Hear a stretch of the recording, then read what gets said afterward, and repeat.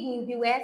This is the voice of UPSA News Network, where facts meet clarity and every headline tells the truth. My name is Michaellina of Sabbah, and I'm doing this with Princess Diana Amigwaji. The voice of UPSA News is proudly brought to you by Laundryville, your trusted laundry partner. And now into the headlines. UPSA commissioned new police station to strengthen campus security. University students in crisis. UPSA DevCom class of 2025 reveals alarming rates of modern substance abuse. KMSA Election results released after temporary hold. Ghana's economic future depends on strong academia-industry collaboration, UPSA's Vice Chancellor. Life after university, hardship, struggles, and success by Emmanuel Nkuni.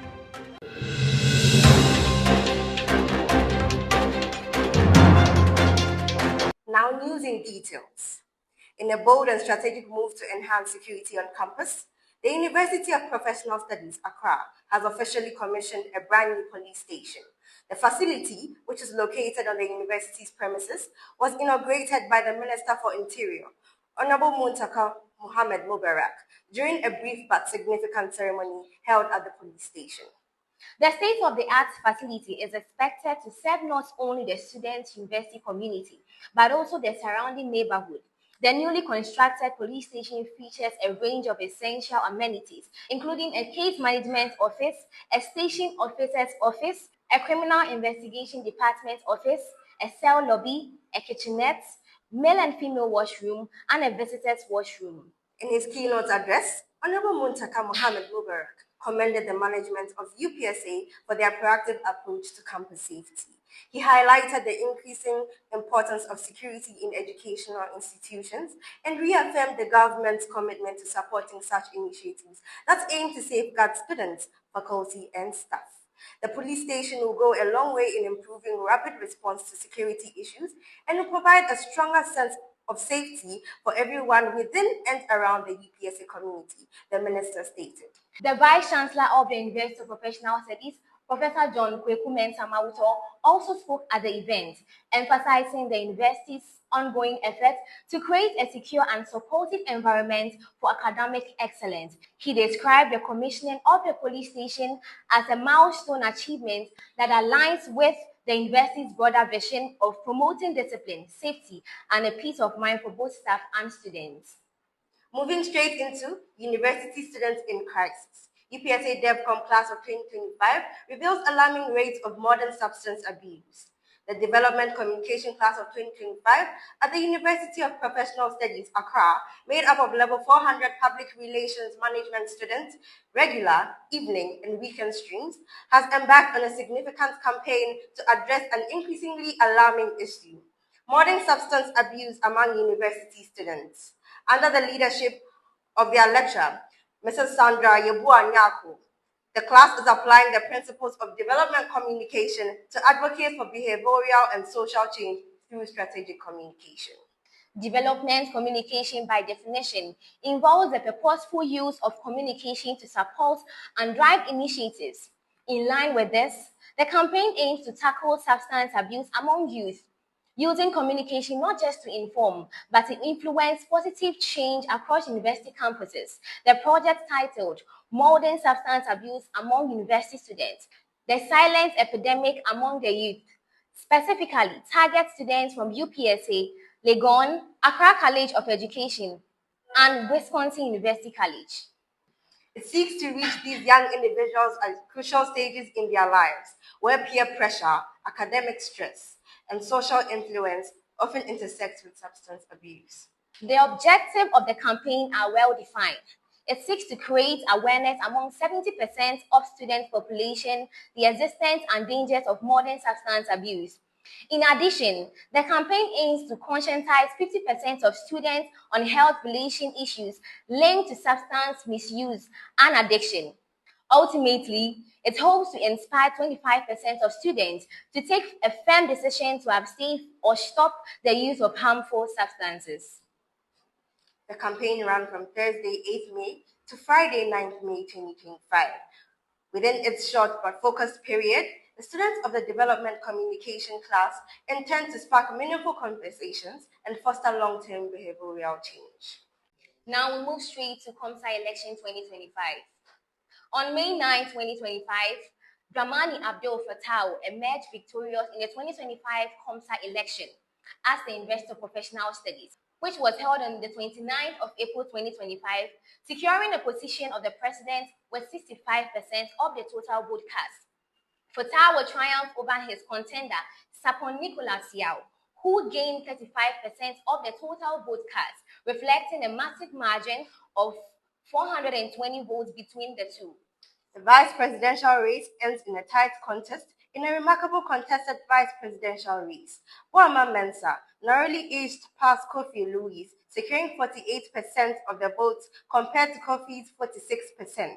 Daniel Jifa Achichobi received 6%, placing third in the race. Alote Gregory swept the polls for organizer position with a commanding 97% of the vote, which is 1,240. In the deputy organizer contest, Hudeko Angela emerged victorious with 57%, defeating Frimpong Cindy, who polled in 43%. General Secretary and Financial Controller position decided decisively. Enam Agbenyefia was selected General Secretary with 63% of the total vote cast, defeating Mohammed Kausara, who emerged 37%. The Financial Controller role saw an overwhelming victory for Ofosuhene Japheth, who secured 94% of the total vote cast. The Women's Commissioner elections were closely contested, with Alogli Samari Priscilla winning 49% of the vote cast. Julia Kwafo Ampofo followed with 21%, and Ofosuhene Laurentia and Ora Emilia Ipia gained 20% and 10% respectively. The deputy Wukong position went to Anzi Walters Priscilla with 52%, while Joseph Nuduka Grace Akofa received 48%. Delay in releasing the election results. Although the Communication Studies of Association election went smoothly and fair, the results at the end of the election was withheld by the Electoral Commission due to unforeseen circumstances. The results were released just recently for elected candidates. The elected candidates are expected to take office soon and begin delivering their campaign promises to improve student representation and communication engagement across KMSA. Now from there, we move straight to our next story. May 8, 2025, Professor John Pekumenta Mauto, the Vice Chancellor of the University of Professional Studies, emphasized the urgent need for stronger collaboration between academia, industry, and policymakers to drive Ghana's long-term economic transformation, speaking at the opening of the 10th International Conference of Business Management and Entrepreneurship Development, held from April 29 to 30th at the UPSA. Professor Mauto stressed that future of Ghana's economy depends on strategic partnership that bridge the gap between research and real-world solutions. The conference themed A Decade of Progress, Bridging Academia and Industry for Business Resilience in an Emerging Economy, brought together academics, industry players, policy experts, and government officials to mark 10 years of impactful research dialogue. Professor Mauto called for the digital transformation of business practices through knowledge transfer and research-led solutions, emphasizing the need to leverage technology to bridge the digital divide while enhancing academia-industry research collaborations that address indigenous Ghanaian issues. He also urged institutions to align their academic offering with industry needs, noting that Ghana can achieve economic resilience when universities and businesses work together to develop homegrown solutions. Minister of Education Haruna Idrisu, in his speech read on his behalf, praised UPSA's consistent role in promoting industry-focused education and urged participants to embrace the transformative power of collaboration between industry and academia. President of the Association of Ghana Industries, Mr. Humphrey Kwesi Ayim Daki, described academia and industry collaboration as a strategic necessity for Ghana's future competitiveness, stressing that bridging the gap between academia and industry is not merely a good thing to do, but a strategic imperative. Director of UPSA Research and Consultancy Center, Professor Abigail Opoku-Mensah, highlighted the achievements of ICBMED over the past decades, noting it contributing to policy reforms, cross borders, research collaboration, and early career achievement development. Moving into our final story, life after university, hardship, struggles, and success. Graduation day is often filled with joy, relief, and hope. The years of lectures, assignments, and sleepless nights, and exams finally come to an end. Friends and family cheer, congratulating graduates for their hard earned degrees. But beneath the surface of this celebration lies a quieter reality, one that many may not be prepared for. Life after university is a different kind of challenge. It is a phase filled with uncertainty, hardship, and internal battle. Yet, it also holds the promise of growth, self discovery, and eventual success for those who persevere. The first and perhaps most immediate challenge after graduation is the loss of structure. In university, life follows a relative predictable routine: lectures, coursework, exams period, and holidays. There are clear expectations and support in place. Once that environment disappears, many graduates find themselves suddenly adrift. There is no timetable to follow, no curriculum to guide them, and often no immediate job to walk into. This can be a deeply unsettling experience. Take Sarah, for example, a first class graduate in marketing from a respected university, confident in her abilities and armed with a strong academic record. She expected a smooth transition into the workforce. However, 6 months after graduation, she was still unemployed. Rejection emails became a daily occurrence, and despite her qualifications, she couldn't even secure interviews for entry level roles. Eventually, she took an unpaid internship just to gain some experience. Relying on her savings to stay afloat, I thought I did everything right, she said. But the world outside university didn't care about grades. It cared about experience I didn't yet have. Financial struggles are perhaps the most universal aspect of post university life, with student loan debts accumulating and living costs rising. Many graduates are forced to take up temporary jobs just to get by it. James, an engineering graduate, found himself working as a food delivery driver to pay rent and support himself. Despite sending out dozens of job applications each week, he received no response from engineering firms. It feels like I was stuck in a loop, he said. I had knowledge, but no opportunity to apply. Now, viewers, it's time for VOU's Forwards Back with Meshach Thompson Opare.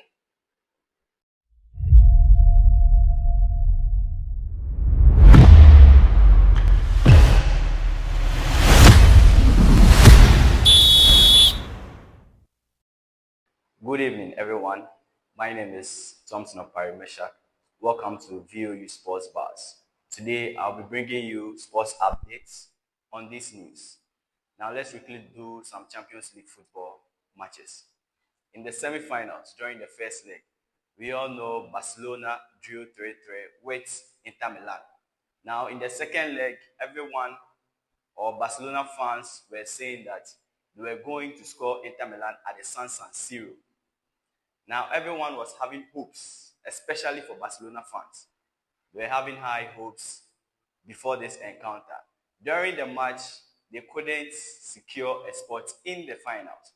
They lost by 4-3 against Inter Milan in extra time. Moving on into Parc des Princes, where Arsenal met Paris Saint-Germain. In the first leg, Paris Saint-Germain scored Arsenal at the Emirates Stadium by 1-0. Arsenal was hoping to come back at the Parc des Princes against Paris Saint-Germain. But Paris Saint-Germain proved to them that we are the most informed team in Europe. They beat Arsenal by 2-1 and qualified to the finals of the Champions League. So now in the finals of the Champions League, it's going to be between Inter Milan and Paris Saint-Germain. Who are you rooting for? Are you rooting for Paris Saint-Germain or are you rooting for Inter Milan? Now, most Real Madrid fans and Barcelona fans will be rooting for Paris Saint-Germain because if Paris Saint-Germain wins, Real Madrid fans or Barcelona fans will be like, because Mbappe left Paris Saint-Germain, you see Paris Saint-Germain have won the Champions League. And Barcelona fans too will not be wanting Paris Saint-Germain to win because they will be at fault.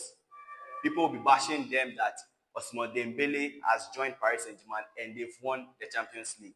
In the Europa League, we saw Manchester United beat Athletic Club by 7-1. Before the match, we were hearing names like Athletic Club are one of the best defensive teams in La Liga. They've conceded the fewest goals, but Manchester United proved to them that even though you are the best defensive team in La Liga, you are a little boy in front of us. They defeated Athletic Club by 7-1 on aggregate. Elsewhere, Tottenham defeated Bode Glimt by 2-1, and aggregate they beat them by 5-2. In the Conference League, we saw Chelsea beat a Wi-Fi password team, the team that we haven't heard of. No one has even heard of their name before, but they are jubilating that yes, they've qualified to the finals of the Conference League. So they will be playing against Real Betis in the finals. We all know that Real Betis beat Fiorentina by 4-3 in extra time. Elsewhere, we are now moving on into the English Premier League, where we saw 10-men Arsenal come back to draw against Liverpool. Also, Chelsea lost to Newcastle. Chelsea were hoping to qualify for the Champions League, but their hopes were crushed by Newcastle. They lost to Newcastle by 2-0. Manchester United also lost 2-0 to West Ham, and Tottenham also lost 2-0 against Aston Villa. In El Clasico, one of the most magnificent matches in football history, the moment you hear El Clasico, we all know it's between Barcelona and Real Madrid. Barcelona defeated Real Madrid by 4-3, which means that Barcelona have beaten Real Madrid 4 times this season. They've beaten them home, away, neutral ground, far away. This season is not a good season for Real Madrid. Anytime they beat Barcelona, even if you arrange a match tonight, they will lose that match. After the loss of the match, Real Madrid have made a decision to sign Xabi Alonso as their new head coach. So next season, Carlo Ancelotti will not be the head coach of Real Madrid. He will be the new head coach for the Brazilian men's team. So Xabi Alonso will now be joining Real Madrid as their next coach for next season. That is all for VOU Sports Bars. My name is Thompson Opari Meshach, and I hand over to the news team. And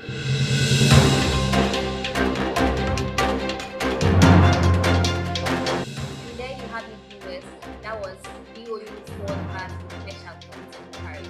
And that brings us to the end of today's news bulletin on the Voice of UPSA Network, coming to you live from our studio. My name is Michaellina and Sabbah, and I get it with Princess Diana. Today's news was brought to you by Laundryville, the trusted laundry partner.